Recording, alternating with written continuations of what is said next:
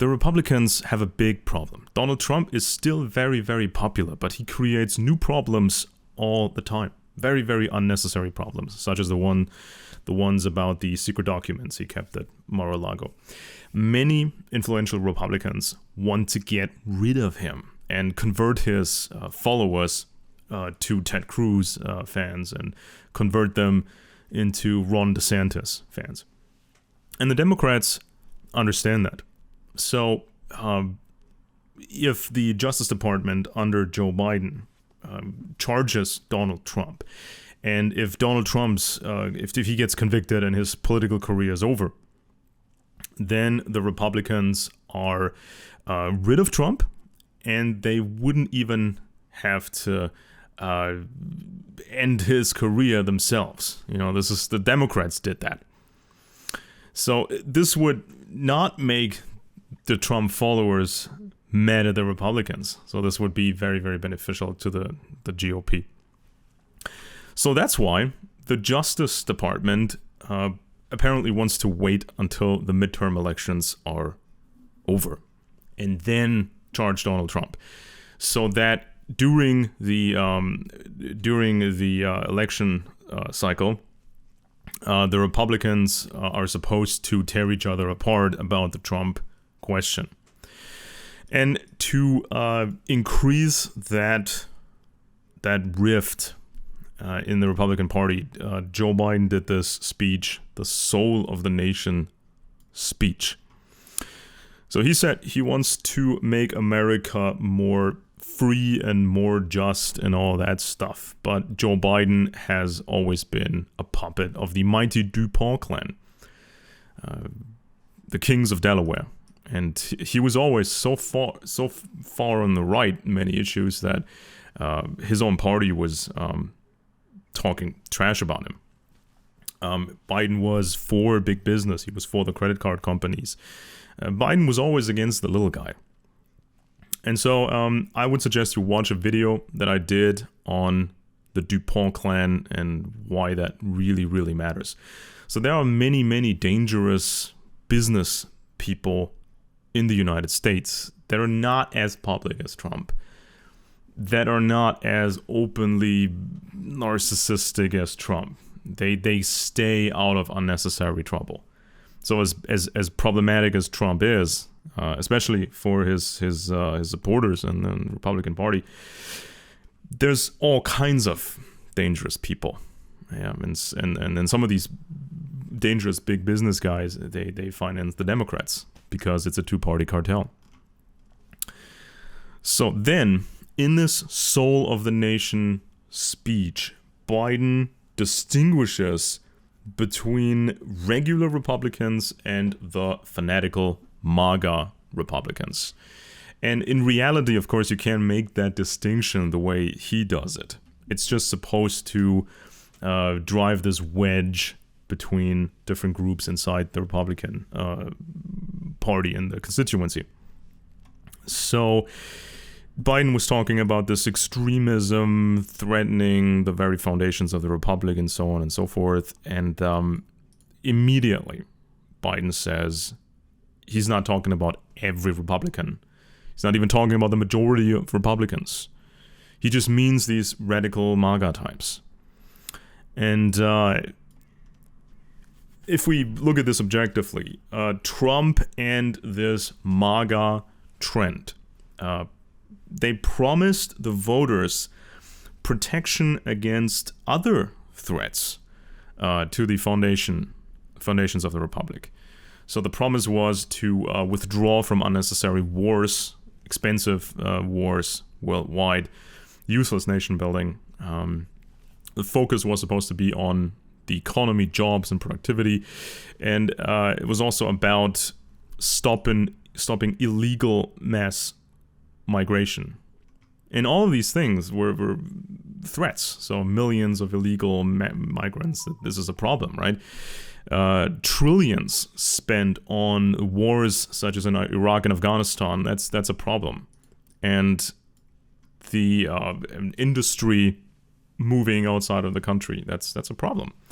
So radicalism has many different faces. There's not just that type of radicalism where people just believe every nonsense they see on the internet, and then they storm the Capitol, or they do radical activism on social media. There's many types of radicalism. So if people advocate illegal mass migration, if they facilitate illegal mass migration, that's also radicalism. And you gotta understand these things, otherwise you'll never get anywhere. You're just gonna get this stupid polarization that you see today. And Biden knows this. Biden knows that many people on the left have very, very radical positions. And Trump did not have a magic wand to make people angry and to steer these people. So this anger that you see with the voters and the supporters, this anger comes from, the bad economy and the debt and the low wages and the exploitation and the lack of classic industry. And not everybody who's a victim of this, not everybody who's fallen on rough times, not everybody believes in socialism. Not all of these people can be converted into socialists and Democrat voters. So Biden says in his speech, these MAGA Republicans do not respect the Constitution. They do not believe in the rule of law. They don't believe in the will of the people. They refuse to accept the results of a free election. And they're working on installing politicians who believe in all this nonsense. Now, of course, this is where Biden can sound pretty convincing, right? So the courts and different government agencies, they all pretty much all agreed that the 2020 election was pretty normal. Trump's Justice Department believed that the election was normal. But let's not forget this. During the elections of 2016, 2000, and 2004, or before these elections, you saw significant manipulation by Republicans. So this is something that, for example, Greg Palast had uncovered again and again. It's always the same methods. You find legitimate voters and you do some trickery to kick them off the voter lists. Mostly black people and Latinos and poor neighborhoods, anybody who's likely to vote Democrat. You just kick them off the voter list, so you just nullify their votes through some trickery. And if you do this enough, you can tip the scale. You can, for example, win Florida and then install George W. Bush into the White House. Right, so this manipulation happened in 2000, 2004, and 2016, but the Democrats didn't really do anything about it. It was some rumblings, but that was it. Even though this was the much bigger scandal. This is kicking voters off voter lists in presidential races that are very, very close, very narrow. I mean, that is a much bigger scandal than some yahoos storming the Capitol. I mean, the Capitol storm was serious, and some of these radical groups, they had, of course, much bigger plans and all that. But, we're talking about actual election manipulation, serious allegations. Why were the Democrats so quiet? Is it because it's a two-party cartel?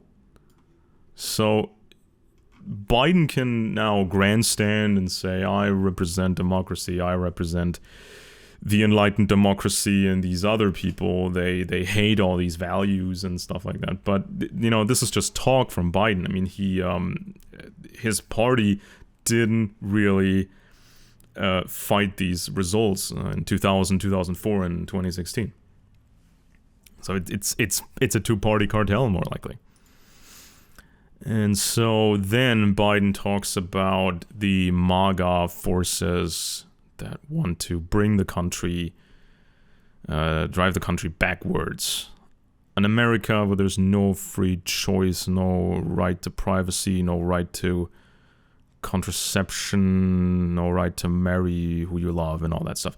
So usually these MAGAs, they take up an extreme position that is on the opposite spectrum of the extreme positions held by leftists. So leftists, oftentimes, they want to abort anything, right? And they want to create the biggest possible gender confusion. They want to operate on teenagers. And so then the other guys, the MAGAs, of course, they want to have the extreme opposite position. So there are different kinds of backwardness. Marxism is very backwards. Critical Marxist theory is very backwards. I mean, you can't just take these old concepts, theoretical weird concepts from the mid-1800s and try to apply these concepts today to solve everything. And let's not forget, Karl Marx was incapable of really dealing with other human beings and was incapable of handling money. So why should we take this guy as the big inspiration for, economy and human relations, how people are supposed to interact with each other? Then Biden talks about the Capitol storm. These MAGAs consider themselves to be patriots, and they try to invalidate votes of millions and millions of Americans. But yeah, it's I've talked about this and analyzed it. MAGA activists, they just believed what their media was telling them, just flat out. Even big TV stations, networks such as Fox, OAN, and Newsmax, they prolonged this hoax, and once it reached a certain size, it seemed even more credible to these people, or they just didn't see any other way to prevent the political Armageddon that the media was proclaiming that was going to happen. Of course, the voting machine manufacturers are suing Fox, OAN, and Newsmax. I think all of those three. I'm going to see how that one plays out. Biden says there's no room for political violence in America. Never. But once the Supreme Court decided against abortion, the left was going nuts, and some of them said they wanted to abolish the Supreme Court, or they wanted to storm it, which is of course very, very silly. I mean, we just had a Capitol storm, and now the other side wants to storm a government institution because they don't like what this institution is doing.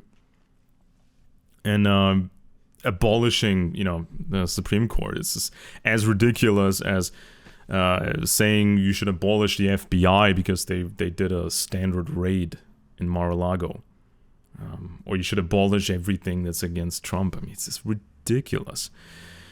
Many leftists are so radicalized. If an African American dies during police custody, there's actual riots, and there's more and more violence and calls for more violence. So it's just very, very polarized.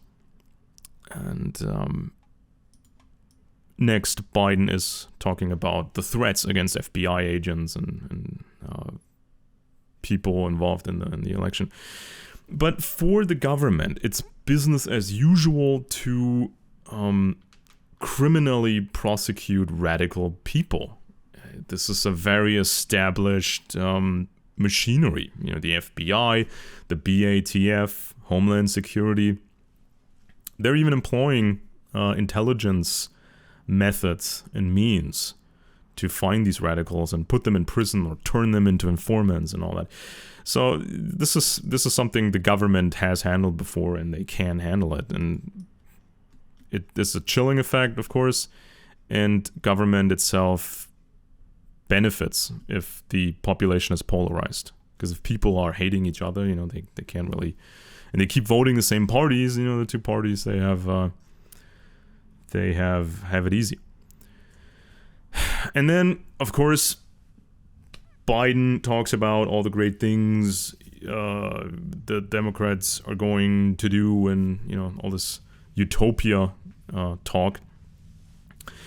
And this is kind of the second leg that he is standing on. So one leg is he's against this MAGA radicalism. We have to save democracy. And the other leg is, the Democrats supposedly can create jobs and a bright future, right? But the reason America is still stable, the reason is productivity, it's fossil fuels, it's industry and military power. It's not leftist philosophers and climate people and Marxist critical theory. And Biden knows this. Next, Biden talks about big infrastructure programs and big socialist programs, such as, or comparable to what happened under Franklin D. Roosevelt. And he has such big plans, Biden says. Infrastructure, roads, bridges, highways, and stuff. Of course, a lot of infrastructure needs refurbishing or renewal, but it pretty much sounds like classic American brand socialism. So big infrastructure programs and financed by taxpayer money and financed by more debt.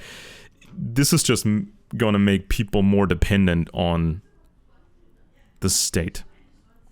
Next, he talks about making America safe by passing new gun laws. But as we've seen, these typical shooters, such as Adam Lanza or Nicholas Cruz, they appear to be some of the most mentally ill people in America. So we've seen a medical documented history of these people, evidence or allegations of early child abuse, and we see fetal alcohol syndrome. So the mothers were drinking during pregnancy or taking drugs during pregnancy. We've seen early signs of impairment, especially with Lanza. So he was never normal. There was always something truly wrong. And these people, they're still responsible for what they did. But these kind of loose cannons, they can use all kind of means to kill people. They can use cars and drive into people. They can acquire chemicals to poison people. So they're always going to find a way to kill people. So there is some sort of reasonable gun control. So, for example, if a teenager is super crazy and the mother is a legal gun owner, what about access to these guns at home? Are these guns being kept in a safe? Does the kid know what the safe combination is? These sort of things, right? Or it should be, if you have a mentally deranged, aggressive teenager in the house, maybe it would be a wise idea in that case to store your weapons outside of the house, maybe at a gun range. I mean, this shouldn't necessarily be a legal requirement, but it's kind of common sense. So, these are some of the things that you can do to make America safer. It's not about making everything more complicated and making these laws more convoluted so more people get into unnecessary legal trouble. Then Biden talks about medical care and Affordable Care Act and that sort of stuff. So, of course, this is another case where he can't perform any miracles. So it's either rip off super expensive healthcare, or it's this standardized government-run system where everybody's insured, but the quality gets worse and worse and worse. Next, Biden says he wants a future with clean energy, save the planet, and he's just launched this big climate initiative. But, of course, empires need fossil fuels. We've seen people such as Bill Gates in his, I think it was latest book. Bill Gates explains how he and his very rich friends are investing into the technologies of the future, meaning fewer and fewer mega companies make carbon neutral products of the future. So you get the same type of product. You still get kind of fuels, you still have electricity, you still have artificial fertilizer, and you still have concrete. But it's going to be climate neutral, and a very, very complicated patents and technologies are involved, and of course you only can make these kind of high-tech products, and this is going to put more power into fewer hands. And so climate science is totally dominated by the United States and Britain, and it's through and through military. I've explained this before, and I will publish an entire documentary on this. This is something that people generally do not know, how much the military dominates climate science from the very beginning. And this is something that neither the left will tell you, nor the right will tell you that. So the right is completely silent, or almost completely silent, on this whole military issue. And the left, which you would expect to talk about this, they're also completely silent about this. So yeah, extremism has many, many faces. Trump could be indicted after the midterms because of these secret documents, and then he's out of politics. And then the Republicans launch a guy like Ron DeSantis. So what's then left for the Democrats as a rallying cry? You know, if Trump is gone and these MAGA radicals, they're meaningless. So then Biden or the Democrats, they only have one leg to stand on, which is, these nice words and these nice utopias about climate neutral jobs and big infrastructure programs.